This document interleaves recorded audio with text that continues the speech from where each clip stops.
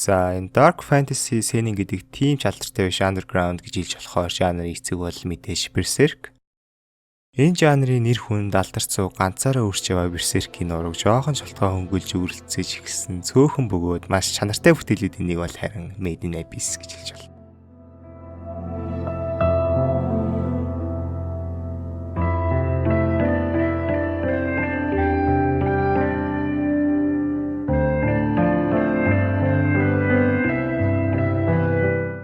Энэ аниме хүүхдэд зориулсан юм шиг тийм картуниш маягийн зурагт нь яасан ч хуурдаж болохгүй. Зураглаас гадна гол дөрүүд нь ч гэсэн хүүхдүүд л дээ. Гэхдээ энэ аниме хүүхдүүд байтугай томчууд хүртэл сэтгэл зүйн бэлтгэлтэй үзэх хэрэгтэй. Ялангуяа иймэрхүү харгас агуулга, цусны чихтэй гор дүрслэл, чихүүс сүргэн муур амьсгалтай аним кино үзэж тасаагүй хүмүүст бол ер нь нэг таатай санагдахгүй болохоор үзэхээс өмнө бодож үзэх хэрэгтэй. За тэгээд аниме, манга, кино, ном контент ер нь л бүх медиа салбаруудын гол үүрэг бол үзэгчдийн сэтгэлийг ямар нэгэн байдлаар хөдөлгөх. Тэгээд Made in Abyss бол над дээр тэр үүргээ үнэхээр дагуулсан биелүүлж чадсан. Тэгэхээр энэ аниме фан бейс угаасаа л нэлээд том юм байлээ л те. Гэхдээ ямар ч байсан нийт фэнүүдийн тоо дахин нэгэ нэмэгдсэн гэсэн үг. За өнөөдрийн бичлэгээр бол гэхдээ энэ аниме үйл явдлыг нэг ярихгүй угаасаа нам үздэг хүмүүс мэдчихэл байгаа. Гэтэ мэдээж хайлт дурдна. Тийм болохоор хүссэн үсээгүй спойлер орж ирэх бах. Ерөнхийдөө голцоо гол санаа бусад холбоотой баримтууд, дөрүүдийн талаар ярилцах учраас анимыг аль хэдийн үзсэн хүмүүст илүү ээлтэй бичлэгээ гэсэн үг. За бичлэгтээ оръё.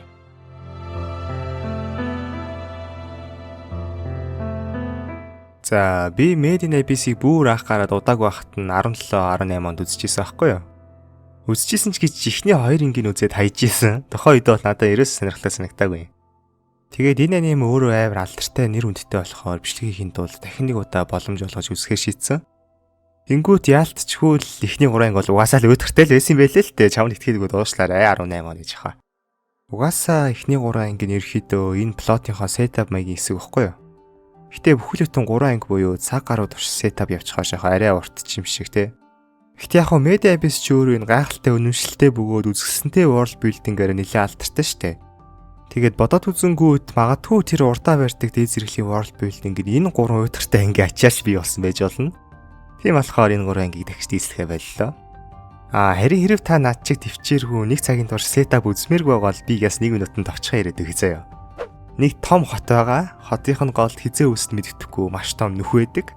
Тэр нүх дотор бол бодит амьдрал дээр байдгүй илдэг болсон амьтад болоод нэлээ үн цэнтэй гэж хэлж болох үз. Нэг ховор шинжлэх ухааны олдвор материалууд бас байдаг. Тэрнийг олж авахын төлөө агууг ухас амдаг мэрэгчил ч гэсэн байгаа. Тэгээд тэр мэрэгчлэр үлддэг өнчүү хүмүүсийн сургууль хүртэл байгаа гэхээр энэ мэрэгчил болон энэ агуу ямар чухал гэдгийг харагдаж байгаа. Тэгээд тэр агуу нь ерөөхдөө 7 ширхэг давхархтай. Давхарх доошлох тусам улам аюултай болно. Бас дээшээ буцахад улам хэцүү болно. Ер нь 4-р давхархад ирсэн л бол дээшээ буцах бараг л боломжгүй болно. Хитрхи аюултай. Тийм болохоор нэгэнт 4-р давхархад ирсэн хүмүүс бол нэг бол улам доошлно, нэг бол тэндээ үрд амьдрна гэсэн сонголттой л тулгардаг. Тэгэд манай гол дүрийн Рико гэж энэ мэрэгчлэр яг нөгөө өнчин хүүхдүүдийн сургуульд сурдаг охин 1-р давхархад дадлаг маягийн юм хийж байгаа Робттэй танилцчихдаг. Тэгэд манай Робт болохоор ой санамжаа алдсан өөрийгөө хэн гэдгийг мэдэж авахын тулд харин манай Рико болохоор охины ээж нь бүр доотлын 6-р давхархаас захиа зөөргөж ирүүлээд манай хүнийгээ ээжтэйгээ уулзахын тулд нууцаар дотор байнасаа оргоод Робттой Рэг гэж нэр өнгөтэй цуг явахаар болтیں۔ Өөр бас олон төр олон үйл явдал гардаг л та. Гэхдээ тэд нар эхний 2 сизний байдлаар л плоттой нэг чухал үүрэгтэй биш гэж санагдсан болохоор алгаслаа. За тийм ерөөхдөө саяныхаа хэлхний 3 анги гардаг хгүй юу? Тэгээ 4-р ангиас яг нөгөө манай хоёрын доошоо аялж байгаа адал явдал эхэлж байгаа. Тийм болохоор хэрэг та начиг төвчээргүй бол түрүүний миний ярьсныг ойлгоцсон байхад л шууд 4-р ангиас эхлээд үзчихэж болно гэсэн үг.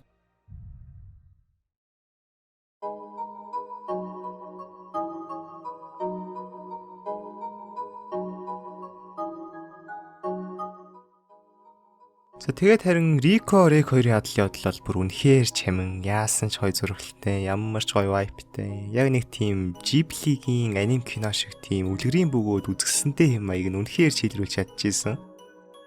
Угаасаа анимийн бэкграундын зурсан хүн Spirit Away, Kimi no Na wa 2-ын бэкграундыг зурж ирсэн нэлээд л дээд зэрэглэлийн артист юм байлээ л дээ. Гэтэ хэдийгээр бэкграунд нь үнэхээр үзэсгэлэнтэй байсан ч гэсэн зарим дөрүүдийн CGI бол тэр гоё бэкграундаа доош нь татсгүйс нэлээд чанаргүй халтуурсан байдал бол эхний сизон дээр их харагддаг. Season 2 movie дээр бол төсвөн нарийн гисэн үе хамаагүй дээр болсон байлээ. Гэтэ азар тэр муу CGI-г анзааруулахаар олон сцен бол байгаагүй. Угаасаа техник season дээр манай хоёроос өөр дүрнийх гардгүй штэ. Гэтэ миний хувьд л анime ихэнх хэсэгт ингээд хоёрхан дүр яваад байгаа нь харин ч гоё санагдсан. Анги явах тусам, чаленжуудтай тулгарх тусам энэ хоёртой улам тасаал, энэ хоёртой улам татсан сууж чадчихсан л да анime нь. Бусад аним кинонуудаас ялгаатай энэ буцах ямар ч боломжгүй адал явдал руу гарч байгаа хоёр хүүхэд штэ. Тэгээд энэ хоёр хүүхэдэд бол бие биенээс нөр хинч байхгүй.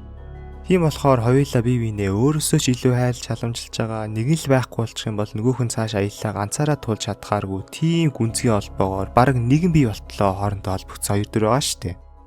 Тэгээд ялангуяа манай хоёр маань хүүхдүүд болохоор аль альнийх нь тэр хөөрхөн гинэн цагаахан innocent байдал бол хоорондын холбоог улам л хайр хүргэн болгож байгаа юм л та.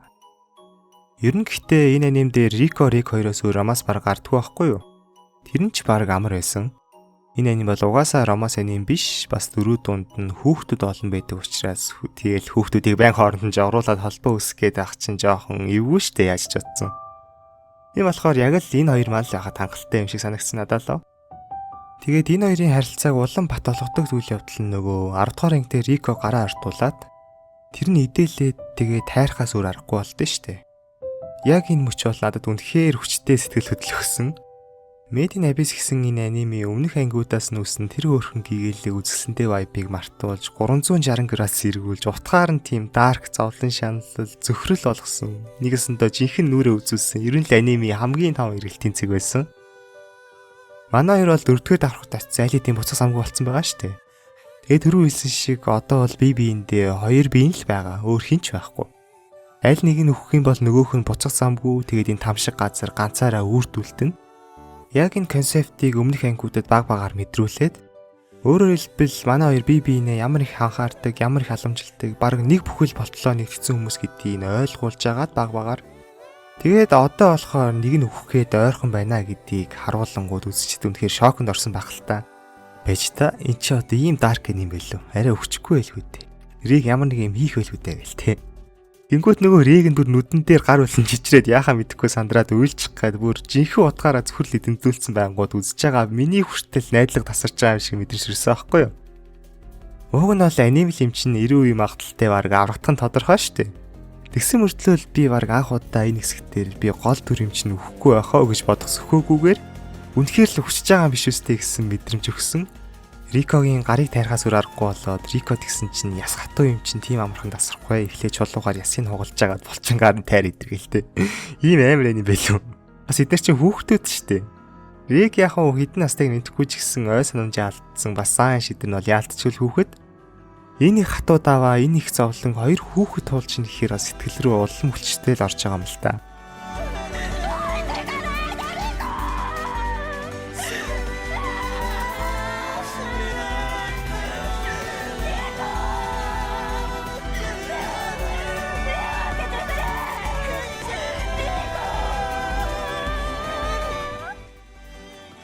Тэгээд ямар ч гэсэн азаараа аврагддаг. Наначи гэдэг энэ тэр давхрагтны амьдэрдэг нөхөр манай хоёрыг өрөвдөд аварна. Тэгээд Риког аварсны дараа Ригийн ямар их баярлж байгаа, тайвширч байгаа эдгээр намайг бас дагаа тайвшруулад байгаа байхгүй юу. Үнэхээр энэ сцен бол намайг автуулж чадсан. За тэгээд та бүхний мэдж байгаачлан Наначи Мити хоёр бол бас л 6 дугаар давхраас дээшлэх туршилтын үр дүнд буюу хүн байхаа болцсон нэлээд өргөдөлтөй хоёр дүр. Наначи тэр сөрөг нөлөө нарай гайгүй ороод хүн гэдэг шинжийнхаа талыг авч үлдэж чадсан. Харин оронд нь үлдсэн бүх сөрөг нөлөөг нь Митид ороод хүн байхаа бүр болцсон, бүр баг тархич байхгүй зүгээр нэг хариу үйлдэл үзүүлдэг мах болчихж байгаа штэ. Яаж жаад өгшгүй мөх. Тэгээд энэ Наначи Мити хоёр бол яг манай хоёртой адилхан, гэхдээ уруу хөлбөр юм шиг санагддаг л та. Риг болохоор Риког алдчих юм бол насан туршдаа ганцаар үлдэнэ гэдгээс айдаг. Наначи харин би өгчих юм бол Митиг насан туршдаа ганцаар ингэ үлдээнэ гэдгээс айдаг. Тэгээд тэр сүлд нь Митиг зовлонгоос нь салгана гэж бууддаг сцен ал. Йоо. Арай гайгүй болчихсон сэтгэл санааг буцаагаад хөдөлгөөн хийчихэж байгаа.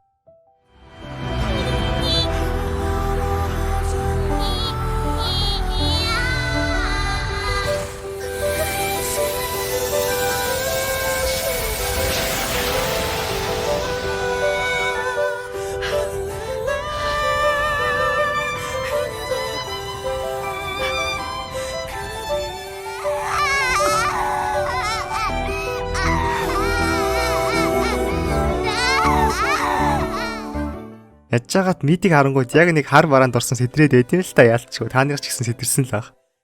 Энэ анимын дуу оруулагчны хитаас бүр галзуу байгаа сте.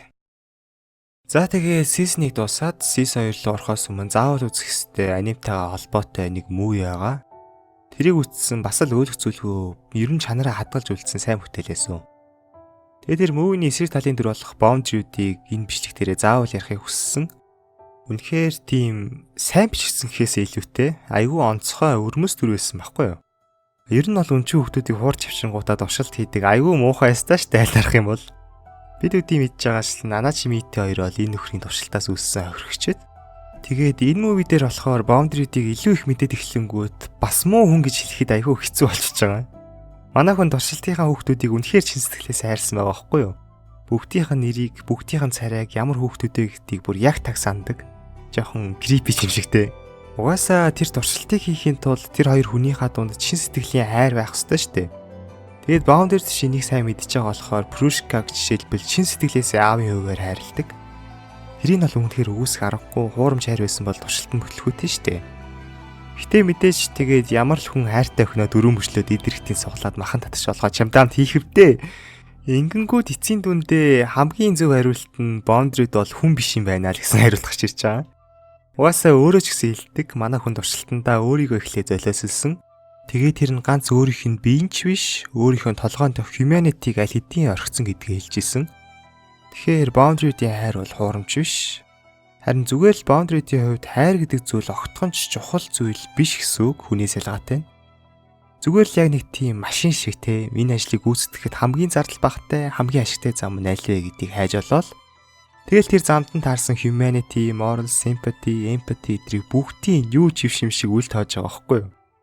Тэгээд гол нь ганц сайн чанаруудаа ч биш өөрийнхөө эго, шунал хүсэл, шонцон, хорон санаа эдрэгээд хүнд байдаг муу чанаруудын хүртэл үл тоогоод урагшлаад байгаа нь энэ дүрийг муу дүр гэхэд үснэхээр хэцүү болгочихж байгаа. Тэгэхээр boundary-д бол сайн хүнч биш, муу хүнч биш, зүгээр л хүн биш, бүр хүн байдгаа амьд бий гэхэд ч хэцүү. Зүгээр яг нэг тийм хүнийг дүүрэлхад хийдсэн. Тэгээд энэ яг даалгаврыг л амжилттай болгох шүүгээр програмчлсан хиймэл оюун ухаан юм шиг. Энэ дүр яг юу үзэж тулгаар ийм хүйтэн сэтгэлтэй болчдөг байна гэдг нь миний сонирхлыг татчихсан ч гэсэн нөгөө талаараа boundary-ийг өмөргөж байгаа юм шиг тэр олон хүүхдүүдэд хийсэн тэр аимшигтэй зүйлийг мартуулах байгаа юм шиг тийм өрөвдмөр backstory дээр бол харуулдаг байна. Харин ч надад таалагдсан. Үнэхээр сайн бичигдсэн дүр гэж хэлэхэд хэцүү ч гэсэн boundary-д бол миний үзэж ирсэн хамгийн нууцлаг бөгөөд хамгийн өрмөс дүр бол байж чадсан ялцчих. Нэрээ Season 2-ын Wazuki-ан бол ер нь л boundary-тэй төстэй дүр штэ. Яг нэг тийм гадна айгүй илдэг дотроо ч гэсэн хүн амьтанд муу санаад хорлох гээд яваад байдгүй гим аврахгүй юм шиг мөртлөө зорилгоо биелүүлэхийн тулд өөр хүн шиг болчдөг юу ч хийхээс буцахгүй. Wazuki-ан гэхдээ арай нэг жоохон хүнэрхүү юм уу та. Би бол boundary-ийг 20% хүн 80% машин гэж хэлнэ. Wazuki болохоор нэг арай гайгүй 30% хүн 70% машин ч юм уу те. Ер нь гэхдээ Made in Abyss эсрэг талын дөрөв хоорондоо жоохон төстэй ч юм уу бодоод тахад.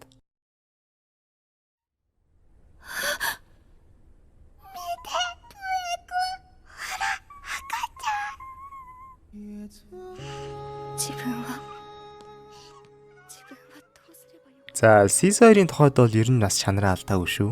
Зураглалын үед бол улам сайжирч орж ирсэн. Гэтэ плотын үед бол арай ялгаатай байсан. Season 1 голцоо адал явдалтай төлөвлөсөн. Плот нь байнга урагшсан шугам шин чанартай те.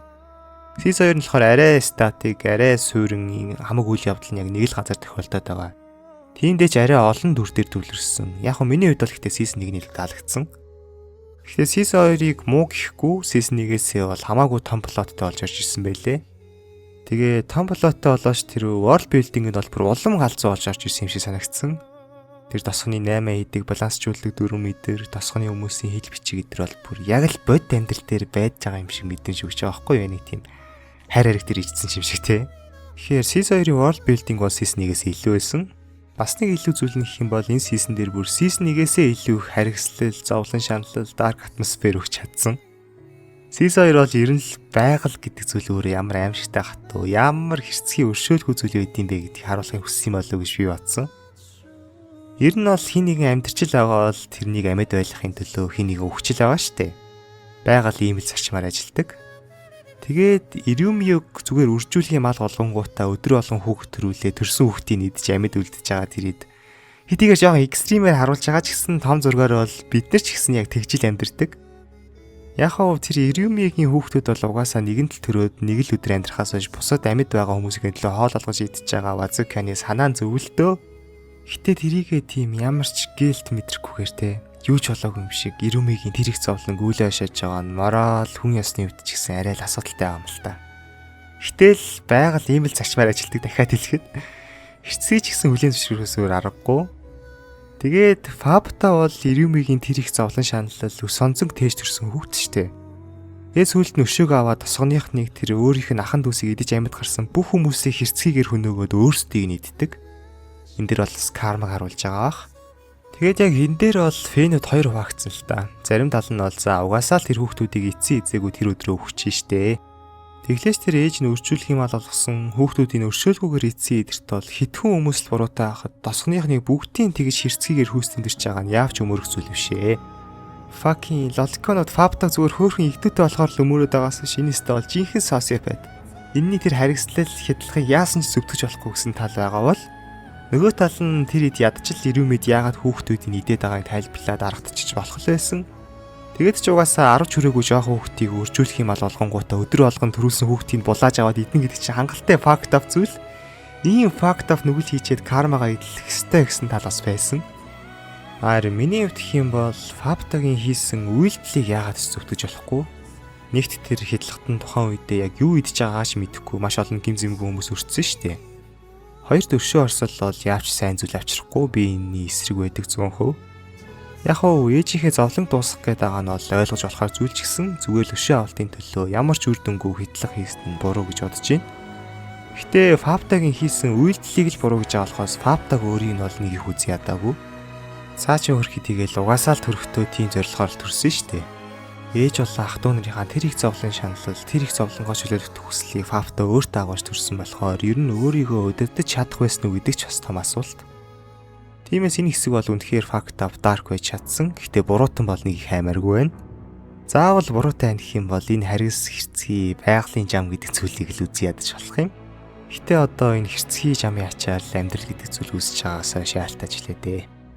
За тэгээд Made in Abyss бол олон хүмүүсийн магтаалыг авсан ч гэсэн хэд хэдэн байдлаар шүүмжлүүдэд бас амьдсан. Нэгт энэ анime нь өөрөө хэтэрхий хүүхдэд зориулсан юм шиг картуунч зурагтай байна. Энэ нь ямар асуудалтай болох вэ гэхээр жоохон хүүхдүүд тэрийг мэдлэхгүй үзэж магадaltaй учраас тийм хүн сэдвтэй dark anime-ийг ийм хүн хуурж байгаа юм шиг зураглалаар хийж болохгүй гэсэн шүүмж бол хальт анзаарэгдсэн.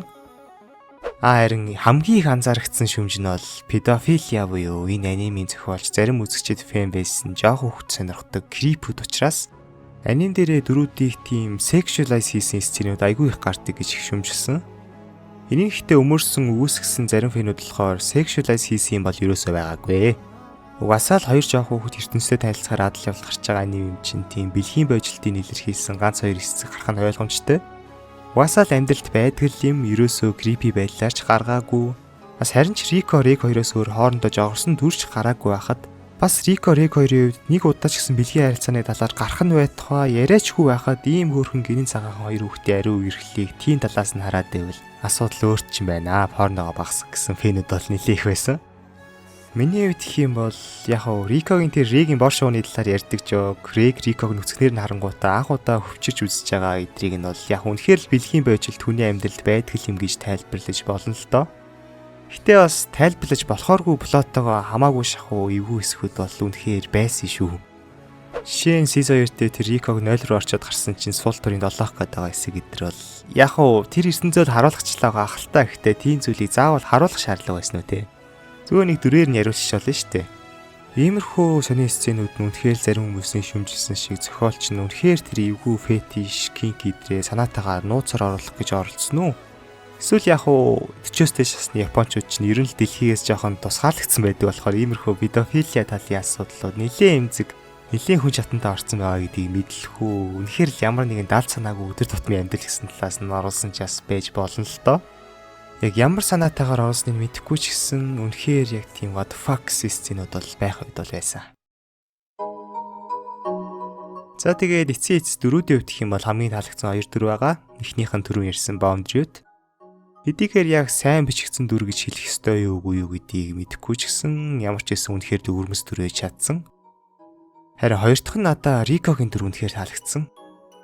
Рикогийн boundary-тэй төстэй тал нь гэх юм бол зорилгынхаа төлөө бараг юу ч хийхээс босхгүй. Ганц ялгаа нь л Рико бараг юу ч хийхээс босхгүй, boundary харин юу ч хийхээс босхгүй. Граф Рикод хоёр нүдээ эсвэл хоёр хөлөө өгөөд Наначи Мити хоёрыг ав гэхэд зөвшөөрөхөд бэлэн байсан шүү дээ. Харин өөрийгөө гэсэн чинь тэгчүүл зорилгоог үүсэлж чадахгүй болчих болохоор татгалздаг. Тэгэхээр юу гэсэн үг вэ гэхээр Рико хэдийгээр Наначи Мити хоёрт хайртай ч гэсэн тэр хоёрын төлөө зорилгоосоо буцахгүй гэсэн үг. Харин season 1 дээр нөгөө 3 дугаар давхархад Димирээд хийм харж байхдаа тэр дунд нь Рэг байхгүй байгаа болохоор нь шууд эсэргүүцээд Рэгтэй л биш бол хаашаа явахгүй гэж шилдэг.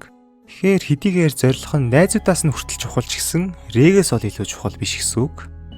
Хайлт үзэнгүүт Рико тэгэл айгүй emotional сэтгэл санаанд дотооргүй жоохон хүчиг харагдаг.